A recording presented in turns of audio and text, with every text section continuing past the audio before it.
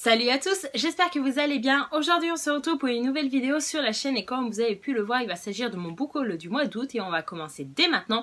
Et vous allez être assez fiers de moi puisque vous allez voir qu'il s'agit d'un book haul assez raisonnable. Il n'y a pas grand chose à vous présenter, tout simplement parce que au mois d'août il y avait beaucoup de maisons d'édition qui devaient être en vacances et du coup j'ai reçu peu de services presse et de mon côté j'ai peu craqué aussi et donc je vous montre tout ça dès maintenant. Le premier livre que j'ai décidé de vous présenter dans cette vidéo, il s'agit de Conception de Jayce Novak, publié aux éditions Le Livre de Poche.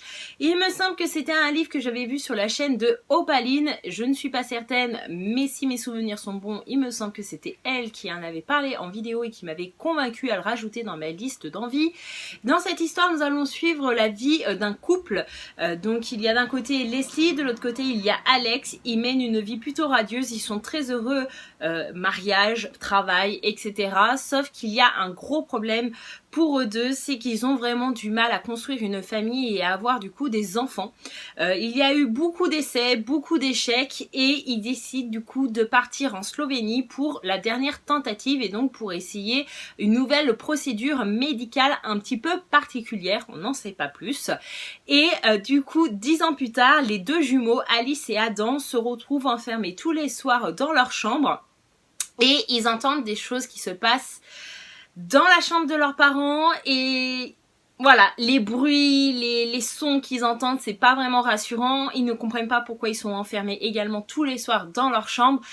Et donc, le lecteur va suivre cette histoire et va découvrir ce qui se passe dans cette chambre parentale. Et moi, personnellement, le résumé m'a vraiment convaincue. Et si mes souvenirs sont bons, Opaline m'avait aussi convaincue, donc j'ai hâte de le découvrir. Durant le mois d'août, j'ai eu la chance de recevoir La Dernière Prophétie de James Patterson, publiée aux éditions Archipoche, et je tiens d'ailleurs à remercier la maison d'édition ainsi que toutes les autres maisons d'édition qui m'ont envoyé des livres dans cette vidéo. J'en ai 4.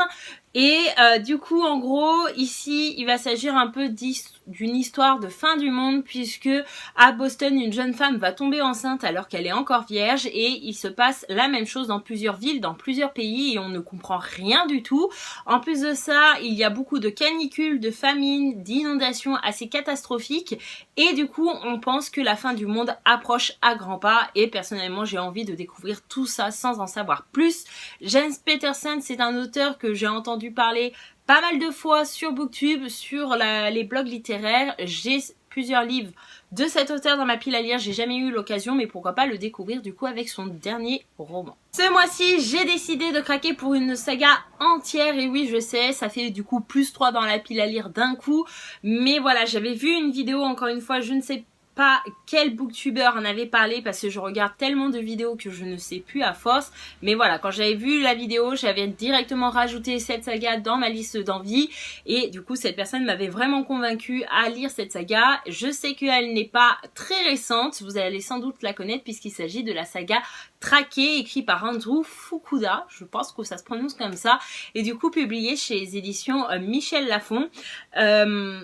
Voilà, quoi vous dire, en gros, on va suivre Jen, il me semble que c'est un adolescent, ou un homme, qui fait partie du coup des derniers êtres humains présents sur Terre, et du coup, son seul moyen de survie, c'est de se faire passer pour l'un de ses prédateurs. On ne sait pas à quoi ressemblent ces prédateurs, on ne sait pas si c'est des êtres humains, si c'est des monstres, si c'est des zombies, voilà, personnellement, j'en sais pas plus, et j'ai pas envie d'en savoir plus, j'ai envie de le découvrir par moi-même en lisant le bouquin, et du coup, ça fait 17 ans qu'il arrive à vivre comme cela, sauf que chaque décennie le gouvernement va réserver une petite surprise à certains privilégiés et en gros ces privilégiés vont pouvoir du coup traquer, pister et dévorer les derniers êtres humains d'après ce que j'ai compris, et lui voilà, il va être tiré au sort, il va faire partie de ces privilégiés mais il n'a pas envie de traquer les siens.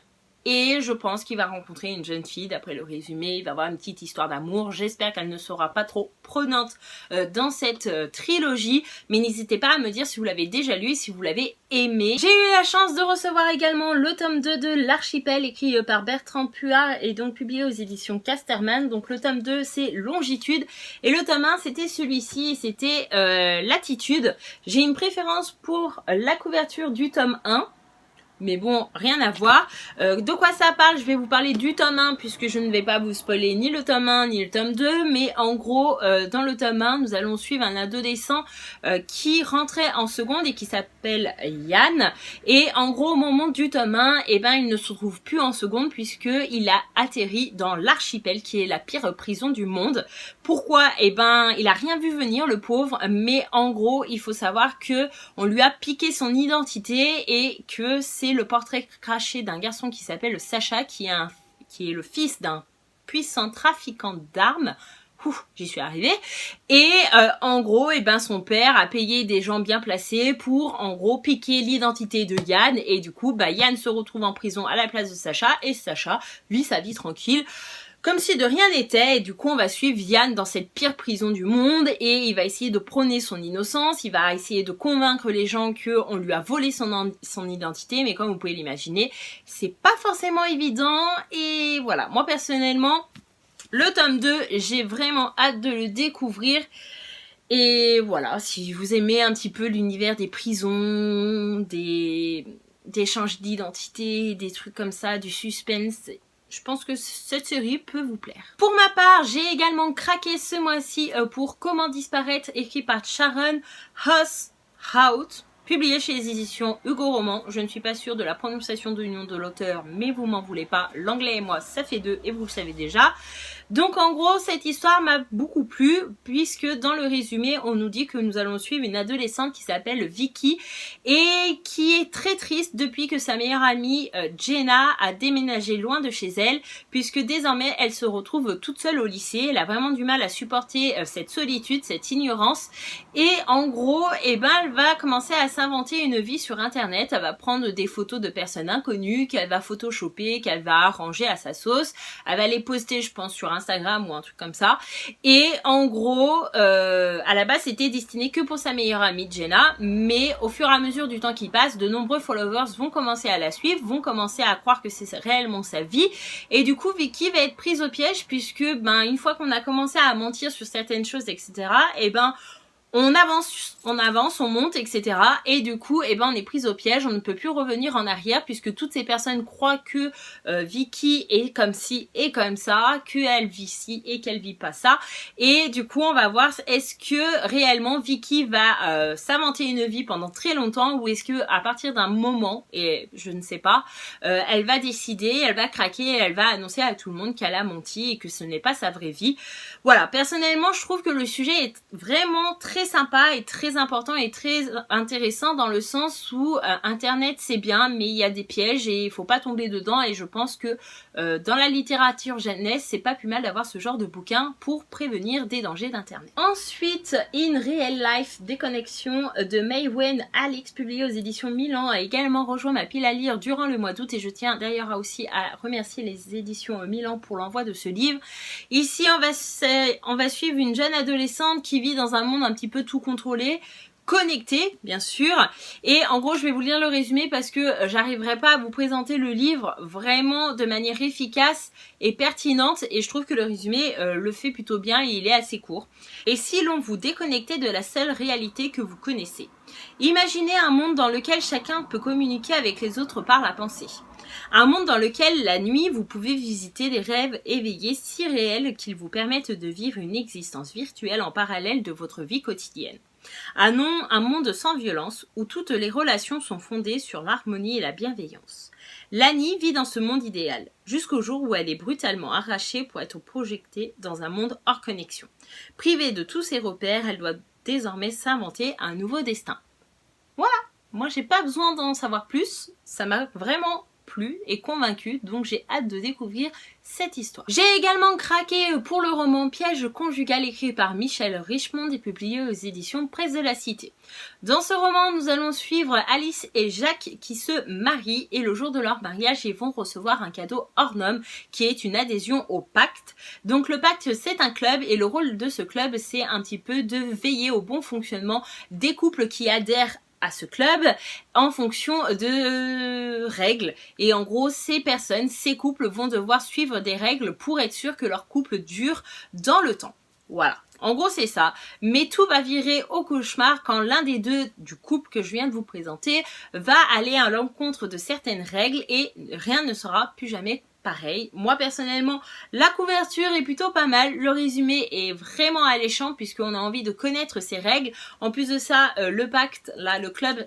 Ça me fait penser un peu à une secte, donc j'ai vraiment envie de voir en quoi ça consiste tout ça et voir aussi si c'est Alice ou Jacques qui craque et qu'est-ce qui fait de mal ou qu'est-ce qu'elle fait de mal. L'avant-dernier bouquin que j'ai envie de vous présenter, il s'agit d'un service presse et donc il s'agit de Toute la vérité sur Ella Black, écrit par Emily Barr et publié aux éditions Casterman, que je tiens à remercier également pour cet envoi. Le résumé est plutôt perturbant dans le sens où on n'en sait pas vraiment. Voilà, je vais vous le lire parce qu'il est très court, mais ça m'intrigue. Je commence par taper mon ancien nom, Ella Black. Mes doigts tremblent, j'ai besoin de savoir qui je suis. Je ne sais pas qui je suis. Voilà, c'est vraiment très simple, très rapide, très efficace. Et moi, je suis très curieuse de découvrir cette histoire, sachant que je sais que certaines copines booktubeuses l'ont déjà lu et l'ont plutôt bien aimé. Et donc, il s'agit d'un thriller, donc normalement... ça devrait le faire. Et donc pour finir ce book haul en beauté, j'ai envie de vous présenter le dernier bouquin et il s'agit de Top Réalité de Donald Westlake, publié aux éditions Rivage.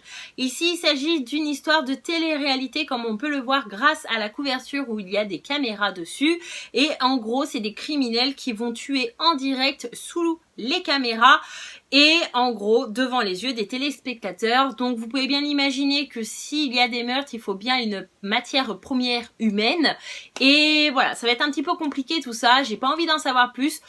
Ça parle de télé-réalité, ça parle de criminels, de meurtres et compagnie. Je suis quasiment sûre d'aimer ce bouquin pour ces deux raisons là. Et voilà, mon book haul du mois d'août est enfin terminé. J'espère qu'il vous aura plu, j'espère que je vous aurai donné des idées de lecture. En tout cas, n'hésitez pas à me dire en commentaire si vous avez déjà lu un des bouquins que je vous ai présenté aujourd'hui et me dire ce que vous en avez pensé. Je serai ravie d'échanger en commentaire avec vous. Je vous fais de gros bisous et je vous dis à bientôt dans une prochaine vidéo. Bye bye!